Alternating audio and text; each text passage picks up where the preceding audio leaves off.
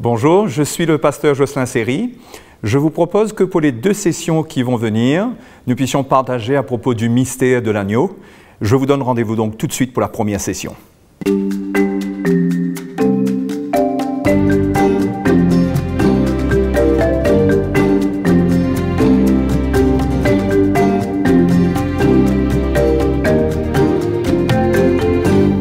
Nous voici donc arrivés à ce thème, le mystère de l'agneau. Et je crois que cela va être intéressant pour nous d'être enseignés à propos de l'agneau de Dieu, Jésus, à travers l'illustration qui nous est donnée dans l'Ancien Testament de l'agneau pascal. Alors, l'agneau pascal, c'est quoi? C'est cet agneau qui a été sacrifié afin que le peuple d'Israël, les premiers-nés du peuple d'Israël, soient épargnés lorsque le Seigneur allait visiter l'Égypte pour juger ce pays. Et ça se trouve dans Exode chapitre 4, versets 22 à 23. On voit Dieu avertir à Pharaon que s'il ne laisse pas Israël sortir d'Égypte, le Seigneur lui dit qu'il fera périr son premier-né. Donc, c'est l'avertissement que Pharaon a reçu.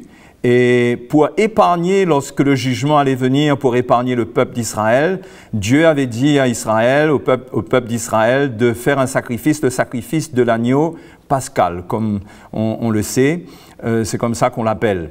Alors cet agneau pascal devait être sacrifié et le sang devait être appliqué sur les portes et les linteaux, afin que lorsque l'exterminateur arrive en Égypte, le peuple d'Israël ne soit pas visité par cette plaie, et qu'aucun premier-né de ce peuple ne soit exterminé. Exode chapitre 12, verset 12, nous dit que le sang va nous servir de signe. Ça nous parle de tout ce passage que je ne vais pas vous lire en détail parce que nous avons pas mal de choses à voir ensemble aujourd'hui. Mais le verset 13 nous dit que le sang vous servira de signe sur les maisons où vous serez. Je verrai le sang et je passerai par-dessus vous. Il n'y aura point de plaie qui vous détruise quand je frapperai le pays d'Égypte. Donc ça, c'est la promesse d'une protection sous le sang de cet agneau qui allait être sacrifié. Alors cet agneau symbolise quoi? Ça symbolise ce que Jean-Baptiste a dit, ça symbolise l'agneau de Dieu qui ôte le péché du monde par son sacrifice, par le sang qu'il allait verser.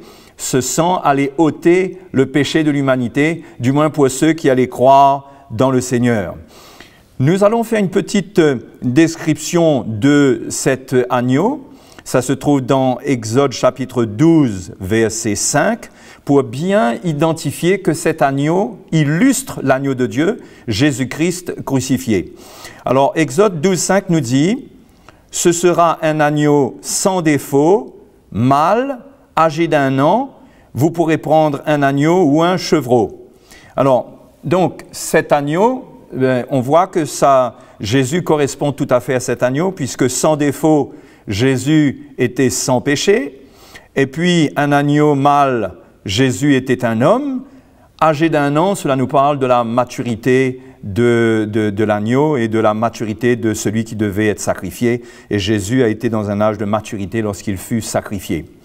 1 Corinthiens chapitre 5, verset 7, nous identifie Jésus et met Jésus directement au milieu de la scène de la Pâque, puisque Paul dit, 1 Corinthiens chapitre 5, verset 7, lisons ensemble, « Faites disparaître le vieux levain, afin que vous soyez une pâte nouvelle, puisque vous êtes sans levain, car Christ, notre Pâque, a été immolé. » Donc, il est clair ici que notre Pâque à nous les chrétiens, c'est Jésus-Christ. C'est lui l'agneau de Dieu qui a été sacrifié. C'est lui notre Pâque. Donc nous aujourd'hui, notre foi est en Jésus-Christ et nous n'avons rien à craindre, ni de la colère de Dieu, ni des jugements qui vont venir dans le monde, parce que l'agneau de Dieu, le sang de l'agneau, nous a mis à part. Christ, notre Pâque, a été immolé et nous appartenons maintenant au Seigneur. Une petite description de la préparation de l'agneau. Comment est-ce qu'il devait préparer cet agneau avant de le consommer? Exode chapitre 12, verset 9, nous dit « Vous ne le mangerez point à demi-cuit et bouilli dans l'eau, mais il sera rôti au feu avec la tête, les jambes et l'intérieur. » Alors, cette description qui nous est donnée de l'agneau ici, de la préparation, illustre bien la manière dont nous avons affaire à cet agneau sous la nouvelle alliance. Premièrement, il est dit que cet agneau ne devait pas être mangé bouilli ou à demi-cuit et bouilli dans de l'eau. Tout simplement, l'agneau devait être rôti au feu. Le Seigneur ne voulait pas que personne n'ajoute son petit grain de sel dans cette recette. Il fallait que ce soit directement le feu de Dieu qui soit appliqué sur l'agneau. Et c'est comme ça que sous la Nouvelle Alliance, le sacrifice, la révélation du sacrifice de Jésus, on ne peut y ajouter des ingrédients personnels, ce qui transformerait cette révélation en fausse doctrine. Alors maintenant, le feu. Que représente ce feu? Ce feu représente deux choses. Donc cet agneau devait être rôti au feu, et ce feu représente tout d'abord l'épreuve de la croix. La parole de Dieu nous parle souvent de l'épreuve comme un feu, et ça représente aussi l'œuvre purificatrice du Saint-Esprit. Et mes frères et mes sœurs, les deux vont avec, puisque le feu qui est l'épreuve de la croix, ça va venir exposer, l'épreuve expose toujours ce qui est caché dans la chair. Et le feu du Saint-Esprit qui agit lorsque la chair est exposée, ce feu du Saint-Esprit va venir purifier des œuvres de la chair. Donc, si on définit le feu de ces deux manières, on va voir que les deux vont de pair, puisque ça fait partie de l'œuvre de Dieu pour nous libérer de l'emprise de notre chair sur nous et nous purifier de tout ce qui est dans notre chair. Donc, il fallait ce feu. Maintenant, nous allons parler de ces trois éléments qui viennent et qui sont décrits distinctement. Il est parlé donc de la tête, des jambes et de l'intérieur. Alors, pourquoi est-ce que la parole de Dieu ici nous a détaillé cela? Parce que le Seigneur voulait illustrer la mort de Jésus et voulait nous instruire d'une manière particulière concernant des points que nous allons voir. Comment il y a trois domaines, ces trois points correspondent à trois domaines de la vie chrétienne qui doivent être défiés et qui doivent être changés par le sacrifice de Jésus-Christ. Donc, le premier point, la tête. Alors, je ne sais pas si cela vous inspire la même chose que moi, mais quand je pense à la tête de l'agneau, de cet agneau pascal rôti au feu, je ne peux pas m'empêcher de voir la tête du Seigneur Jésus lors de sa crucifixion. Qu'est-ce qui s'est passé avec la tête du Seigneur? Matthieu 27, 29 nous dit que les Romains, ils ont tressé une couronne d'épines qu'ils ont posée sur sa tête. Et ils lui mirent un roseau dans la main droite, puis, s'agenouillant devant lui, ils le raillaient en disant « Salut, roi des Juifs ». Alors, ils lui ont mis une couronne sur la tête pour se moquer de lui en tant que roi.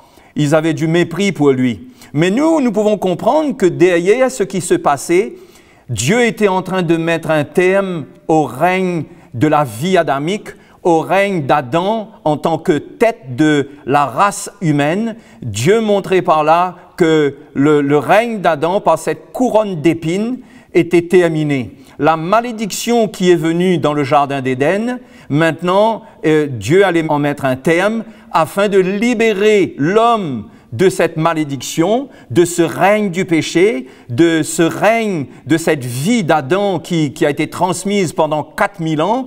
Eh bien, le Seigneur à la croix a mis un terme au règne de cette vie de péché sur l'homme. Donc, cette couronne parle de la fin du règne d'Adam en tant que tête de la race humaine. Donc, c'est intéressant de comprendre que si Adam, son règne en tant que chef de la race humaine est terminé, Jésus maintenant se propose comme la nouvelle tête de l'homme. Et il le fait pour son Église. La Bible dit que, en tant que son Église, nous sommes son corps et lui, il est la tête de ce corps. Jésus a donc sur cette croix mis un terme à ce règne du péché, à ce règne de la race humaine. Et nous verrons après qu'il s'agit aussi de l'intelligence de l'homme. Donc, le Seigneur a mis un terme à cette malédiction et il se propose comme la nouvelle tête de l'homme et il le fait au travers de son Église. Alors, ça, c'était le premier point à voir concernant cette tête qui est rôtie au feu. Mais le deuxième point, c'est que cette tête de l'agneau rôtie au feu, hein, qui est brûlée dans l'épreuve de la croix, qui représente l'agneau de Dieu, qui a souffert sur cette croix, hein, cette tête rôtie au feu nous parle de la fin du règne de l'intelligence humaine. Et ça, c'est un point important, surtout pour nous en tant que chrétiens, comment notre intelligence est un véritable problème pour nous alors que nous voulons servir le Seigneur, alors que nous voulons marcher avec le Seigneur. Comment notre intelligence a tendance à interférer, à amener ses idées, à amener ses plans. Hein? L'intelligence, c'est le centre de contrôle du vieil homme. Hein? L'intelligence, c'est la capacité que l'homme a de concevoir la vie à sa manière, de voir la vie sous un certain angle. C'est une conception personnelle de l'homme qui est loin de la conception de Dieu de la vie. L'intelligence, c'est la capacité que nous avons de regarder à la vie, de l'analyser et de réagir en conséquence. Et comme cette intelligence a été corrompue par le péché, eh bien, le Seigneur a mis un terme sur cette croix au règne de cette intelligence, à son emprise, et il nous propose d'être la tête, d'être notre nouvelle intelligence. Hein? Donc, cette croix de Jésus, cet agneau représente cette croix de Christ, cette crucifixion, et c'est un défi, c'est un feu, c'est un défi pour l'intelligence et la sagesse humaine. Alors, pourquoi est-ce que c'est un défi? Nous allons regarder dans la parole de Dieu, dans 1 Corinthiens chapitre 2, verset 14, où Paul dit, il explique justement comment l'intelligence de l'homme est incompatible avec l'intelligence divine. Il dit, mais l'homme animal ne reçoit pas les choses de l'Esprit de Dieu. L'homme animal, c'est l'homme, c'est l'être humain avec son intelligence corrompue. Il ne peut recevoir les choses de l'Esprit de Dieu car elles sont une folie pour lui et il ne peut les connaître parce que c'est spirituellement qu'on en juge. Vous voyez comment l'intelligence humaine ne peut pas aller loin avec les choses de Dieu et ne peut pas y avoir part. Donc ça, c'est clair que ici, la parole de Dieu nous montre l'incapacité de l'homme par son intelligence à concevoir la pensée de Dieu et les choses de l'Esprit de Dieu. Un autre verset intéressant, c'est 1 Corinthiens chapitre 2, versets 15 à 16, qui nous dit que l'homme spirituel, au contraire, juge de tout, il n'est lui-même jugé par personne. L'homme spirituel, c'est celui qui a la pensée du Seigneur. C'est pas celui qui marche avec la pensée de l'homme, la pensée charnelle, mais celui qui accepte de renoncer à son intelligence pour posséder la pensée du Seigneur. Et justement, Paul dit au verset 16, « Car qui a connu la pensée du Seigneur pour l'instruire? Or, nous avons la pensée de Christ. » Donc, cette pensée de Christ nous est transmise par les ministères, par le ministère apostolique et par les ministères de l'Évangile, afin que nous ayons une révélation de la croix de Jésus qui va renouveler notre intelligence et nous donner une intelligence spirituelle capable de comprendre l'œuvre de Dieu, d'accepter l'œuvre de la croix, hein, parce que l'intelligence humaine va tout de suite catégoriser la croix de Christ comme une folie. Elle ne peut pas suivre cet enseignement et cette lumière. Paul dit dans 1 Corinthiens chapitre 1er, ça nous pouvons le lire ensemble au verset 18 à 19, il dit « Car la prédication de la foi est une folie pour ceux qui périssent, mais pour nous qui sommes sauvés, elle est une puissance de Dieu. Aussi est-il écrit « Je détruirai la sagesse des sages et j'anéantirai l'intelligence des intelligents. » Vous voyez, notre vie chrétienne ne peut pas reposer sur la puissance de notre intelligence, puisque la croix qui nous est prêchée, elle est une folie pour l'intelligence de l'homme. Elle est une folie pour la sagesse de l'homme. Et le Seigneur dit qu'au travers de la prédication de la croix, il va mettre le feu à l'intelligence de l'homme. Il va l'anéantir, il va la détruire. Il n'en veut plus dans son plan, parce que l'intelligence divine est bien au-delà. Le Seigneur a dit par Isaïe que ses pensées sont au-delà de nos pensées, que ses voies sont au-delà de nos voies. Donc la pensée de l'homme ne pouvant pas suivre le plan de Dieu, le Seigneur l'anéantit. garantie par le message de la croix. Le message de la croix est une révélation. On ne peut pas capter cela avec notre intelligence. Et le Seigneur, lorsqu'il amène ce message, notre intelligence est mise à l'épreuve, à rude épreuve, parce qu'il y a beaucoup de choses que nous ne comprenons pas dans notre petite tête de l'œuvre de Dieu, de l'œuvre de la croix de Christ en nous. Mais si nous renonçons à notre intelligence et nous cherchons le Seigneur, et le Seigneur nous révèle le message de la croix, nous aurons cette intelligence spirituelle. Nous allons pouvoir comprendre et collaborer avec l'Esprit de Dieu dans les moments difficiles, dans les confrontations, dans les moments difficiles avec notre chair, quand Dieu expose l'état de notre chair. Nous n'allons pas nous décourager, mais nous allons comprendre que le feu de Dieu est à l'œuvre, que nous sommes éprouvés, que ce n'est pas facile, mais Dieu est en train de nous purifier de notre propre sagesse et de notre propre intelligence. 1 Corinthiens, chapitre 1er, verset 20, nous dit « Où est le sage? Où est le scribe? Où est le disputeur de ce siècle? Dieu n'a-t-il pas convaincu de folie la sagesse du monde? » Effectivement, la sagesse du monde est une folie parce que par sa sagesse, le monde ne peut pas connaître Dieu. Et c'est ce que nous dit le verset 21. « Car puisque le monde, avec sa sagesse, n'a point connu Dieu dans la sagesse de Dieu, il a plu à Dieu de sauver les croyants par la folie de la prédication. » C'est pourquoi le message de la croix doit être accueilli par la foi. On ne peut pas raisonner, on ne peut pas essayer d'en faire quelque chose de cartésien, mais c'est une révélation qui doit venir de notre cœur et frapper notre cœur. Donc, qu'est-ce qu'on voit dans la vie, dans la relation des disciples avec Jésus? On voit que souvent, Jésus mettait le feu à leur intelligence. Jésus confrontait leur raisonnement. On l'a vu dans la confrontation entre Pierre et Jésus. On peut le lire ensemble dans Matthieu chapitre 16, verset 23. Après que Jésus et après que Pierre se soit proposé comme garde-corps du Seigneur pour qu'il ne meure pas, eh ben, Jésus va le reprendre parce que c'était complètement charnel.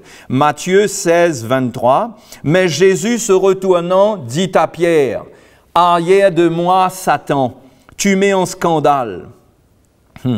Car tes pensées ne sont pas les pensées de Dieu, mais celles des hommes. » C'est extraordinaire que Pierre se fasse réprimander par le Seigneur et le Seigneur emploie le terme de Satan. Il dit, tu mets en scandale. Donc, Satan était derrière cette pensée. C'était une pensée du monde, c'était une pensée charnelle. Et le Seigneur va dire, mais tes pensées, à toi, Pierre, ce ne sont pas les pensées de Dieu, c'est les pensées des hommes, ça. C'est pas comme ça que tu vas pouvoir me suivre. Il faut que tu renonces à ta manière de penser. Donc, souvent, les disciples étaient confrontés dans leur manière de raisonner, leur manière de penser. Parce que Jésus était venu pour mettre le feu à l'intelligence de l'homme, pour mettre le feu à la sagesse de l'homme et au raisonnement de l'homme. C'est comme ça qu'on voit que le sacrifice de l'agneau de Dieu a été rôti au feu. Et cela parle de nous-mêmes, comment, en nous identifiant à ce sacrifice, notre intelligence va prendre un choc. Nous allons nous retrouver dans des situations où nous allons être confrontés, croyant bien faire, croyant bien dire, croyant en train de faire la bonne chose. Le Seigneur va nous reprendre pour nous montrer que cela est de la chair. Donc, nous devons toujours être prêts avec le Seigneur.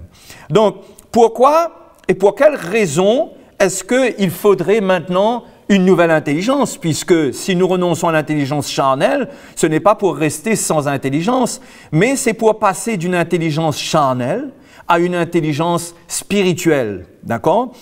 Alors, pour quelle raison faudrait-il cette nouvelle intelligence? Cette intelligence doit être, l'apôtre Paul le dit, elle doit être renouvelée. On le verra devant. Mais Éphésiens chapitre 4, versets 17 à 18, nous montre l'état de l'intelligence de l'homme et ce que ça fait.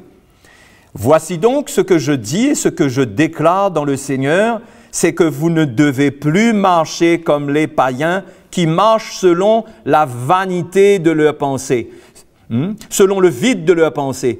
Ils ont l'intelligence obscurcie. Notez bien, ils ont l'intelligence obscurcie. Et la suite, c'est « Ils sont étrangers à la vie de Dieu à cause de l'ignorance qui est en eux, à cause de l'endurcissement de leur cœur. » Donc, l'intelligence de l'homme le prive de la vie de Dieu. Et nous aussi, en tant que chrétiens, si nous nous alignons avec notre pensée charnelle, nous allons devenir étrangers à la vie de Dieu. Nous n'aurons pas part à la vie de Dieu. Nous ne pouvons pas garder une intelligence charnelle qui est obscurcie par le monde, par la sagesse du monde, les raisonnements du monde, mais nous devons renoncer à cela et être prêts à ce que le Seigneur nous éclaire, afin qu'en ayant une nouvelle intelligence, nous ayons une nouvelle conception de la vie. Nous puissions comprendre ce que Dieu veut faire de nous. Et de cette manière, nous ne serons pas étrangers à la vie de Dieu, mais nous allons goûter à la vie de Dieu. Donc, pour être transformés, parce que c'est ce que la vie de Dieu fait, c'est par la vie de Dieu en nous que Dieu nous transforme. Paul dit, dans Romains chapitre 12, verset 2, nous lisons ensemble, il dit « Ne vous conformez pas au siècle présent, mais soyez transformés par le renouvellement de l'intelligence, afin que vous discerniez quelle est la volonté de Dieu, ce qui est bon, agréable et parfait. » Donc vous voyez, la transformation vient comment? La transformation dans notre vie vient par le renouvellement de notre intelligence. Lorsque notre intelligence est renouvelée, lorsque nous acceptons qu'elle soit rôtie au feu, qu'elle soit éprouvée et qu'elle soit dégagée de tout légalisme et de tout raisonnement de la loi, alors là, nous allons commencer à goûter à la pensée de Christ. Nous allons, au travers de la pensée de Jésus crucifié, goûter à sa mort et à sa résurrection. La suite de Éphésiens chapitre 4, puisque nous avons lu le verset 17 et 18 tout à l'heure, nous dit au verset 19, « Ayant perdu tout sentiment, ils se sont livrés à la dissolution pour commettre toute espèce d'impureté jointe à la cupidité. » Vous voyez comment l'intelligence nous mène à faire des choses horribles. « Mais vous, ce n'est pas ainsi que vous avez appris Christ. Si du moins vous l'avez entendu et si conformément à la vérité qui est en Jésus, c'est en lui que vous avez été instruits à vous dépouiller. » Vous voyez comment nous sommes appelés à renoncer à tout ce qui est charnel dans notre vie. Le verset 22 nous dit, « Eu égard à votre vie passée du vieil homme qui se corrompt par les convoitises trompeuses. » Et Éphésiens chapitre 4, verset 23, regardez bien cela avec moi à l'écran. Donc, eu égard à votre vie du vieil homme qui se corrompt par les convoitises trompeuses, à être renouvelé dans l'esprit de votre intelligence. Voyez comment notre intelligence se situe au milieu du dépouillement du vieil homme et du revêtement de l'homme nouveau. Comment c'est important d'être renouvelé dans l'esprit de notre intelligence. Qu'est-ce que notre intelligence notre intelligence ou l'esprit qui est derrière notre intelligence nous insuffle comme pensée? Qu'est-ce que cela nous inspire concernant la vie? Il faut que ce qui est derrière même notre intelligence soit complètement changé. Et ça, c'est le message de la croix qui va amener ce renouvellement. Donc, Dieu veut nous équiper d'une intelligence spirituelle. Et cette intelligence spirituelle nous est communiquée par un évangile qui traite la chair. Ce qui est charnel dans le raisonnement, dans l'intelligence de l'homme, doit disparaître. Parce que l'homme ne peut pas suivre Dieu dans son intelligence. On voit cela même dans le livre des Actes. Lorsque le Seigneur lui confie la mission d'aller rencontrer Saul, qui va devenir le grand apôtre Paul, mais avant d'être ce grand apôtre, il était un grand persécuteur de l'Église. Mais quand Ananias va recevoir cette mission, combien il aura peur. Vous savez, l'intelligence de l'homme, c'est le réservoir de la mémoire, de tout ce que nous connaissons, de ce que nous apprenons des uns et des autres. Et ça met en réserve nos craintes, notre insécurité. Et lorsque nous entendons le Seigneur nous donner une directive dans son service, cette intelligence et cette mémoire reproduit ce qui est du passé. Et comment Ananias a eu peur, mais le Seigneur l'a rassuré et Ananias a renoncé à ce qu'il avait appris concernant Saul jusque-là. Donc, ce que je veux vous dire en résumé, c'est que cette tête de l'agneau a été rôtie. Cela parle de ce que Jésus a fait pour nous à la croix. Cela parle de la fin du règne de notre intelligence. Nous devons y renoncer. Nous devons marcher selon l'esprit et non plus selon l'intelligence de la chair. De cette manière, nous allons pouvoir servir le Seigneur d'une manière qui lui est agréable. Parce que ceux qui marchent selon la chair ne peuvent pas être agréables au Seigneur, tout simplement parce qu'ils ne peuvent pas accomplir la volonté de Dieu. Donc je veux vous encourager en cette fin de session à comprendre l'importance capitale de cette œuvre et comment nous devons accepter, nous tous, que notre intelligence soit rôtie au feu, que les épreuves qui vont venir, les confrontations, comme cela s'est passé pour les disciples avec Jésus, le légalisme a été confronté, leurs raisonnements ont été renversés à chaque fois qu'ils exprimaient ce qui était charnel. Le Seigneur se manifestait et mettait le feu à tout cela. C'est cela, cet agneau pascal dont la tête a été rôtie au feu. Hein? Et bien sûr, nous avons, nous, Jésus qui est la tête, qui nous transmet maintenant sa pensée, qui est là pour nous diriger par le Saint-Esprit. Donc, mes amis, mes frères et mes sœurs, c'est important pour nous de comprendre que l'agneau pascal, c'est l'agneau, c'est ce sacrifice qui renouvelle notre intelligence, qui nous donne une pensée nouvelle concernant la vie, un cœur nouveau, et cela est capital pour marcher avec le Seigneur. Sinon, nous allons utiliser tout ce qu'elle contient en réserve, cette intelligence, toute cette mémoire, toutes ces choses qui y sont enregistrées, et cela va faire obstacle à l'œuvre de l'Esprit. Nous allons lutter même dans les directives que le Seigneur va nous donner dans notre esprit. Donc l'intelligence charnelle, c'est un très mauvais fondement sur lequel on doit servir le Seigneur.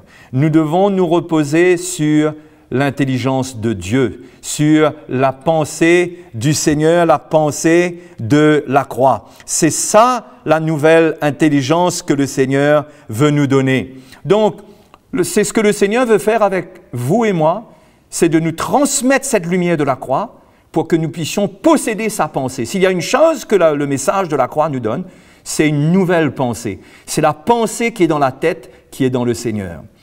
Donc, la prochaine fois, nous continuerons à parler du mystère de l'agneau. Et demain, on parlera encore d'autres choses. On parlera des deux éléments qui sont cités dans Exode chapitre 12, verset 9. On parlera des jambes, on parlera de l'intérieur, afin que cela soit l'occasion pour le Seigneur de nous enseigner concernant des domaines précis, comme nous avons vu aujourd'hui pour l'intelligence, des domaines qui doivent changer, qui vont être défiés, hein, mais nous ne devons pas avoir peur, nous ne devons avoir aucune crainte parce que l'Esprit de Dieu est là avec nous pour nous convaincre. En attendant la prochaine session, je vous encourage à méditer sur les passages que nous avons vus et que le Seigneur vous encourage encore. Donc je vous dis à la prochaine fois, que le Seigneur vous bénisse.